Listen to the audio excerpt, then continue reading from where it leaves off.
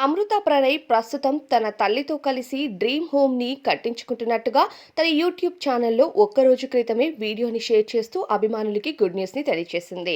అయితే ప్రణయ్ తుదిశ్వాస విడిచిన 7 ఏళ్ల తరువాత ప్రస్తుతం ఆ కేస్ జడ్జిమెంట్ అయితే జరిగింది.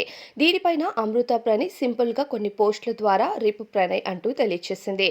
ఇక అమృత ప్రణయ్ ప్రస్తుతం తన ఇన్‌స్టాగ్రామ్ అకౌంట్‌లో పేరును కూడా మార్చేయడంతో చాలా వివాదాలే తలెత్తుతున్నాయి. అమృత ప్రణయ్ కోర్టుకు ఎందుకు వెళ్లలేదని, అలానే అత్తమామలతో కలిసి ప్రణయ్ సమాధి దగ్గరకు కూడా కనిపించలేదు అనడంతో పాటుగా ప్రస్తుతం అమృత తన ఇన్‌స్టాగ్రామ్‌లో పేరుని చేంజ్ చేయడంతో అమృత ప్రణయ్ ఎందుకు ఇలా చేస్తుంది అంటూ అనేక కామెంట్స్ అయితే వస్తున్నాయి.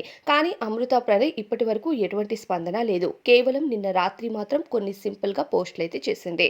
అయితే అమృత ప్రణయ్ ప్రస్తుతం తన తల్లితో కలిసి కొత్తింటి నిర్మించుకోవటంలో బిజీగా ఉన్నట్టు తన యూట్యూబ్ ఛానెల్ ద్వారా తెలియజేసింది. అయితే 2 వారాల క్రితం అత్తమామలతో కూడా కలిసి తన కొడుకు బర్త్‌డేని సెలబ్రేట్ చేసినట్టు యూట్యూబ్‌లో షేర్ చేసింది. అంటే ఇటు అత్తమామల్ని, అటు తల్లిదండ్రులతో అమృత ప్రణయ్ హ్యాపీగానే ఉన్నట్టు తెలుస్తుంది.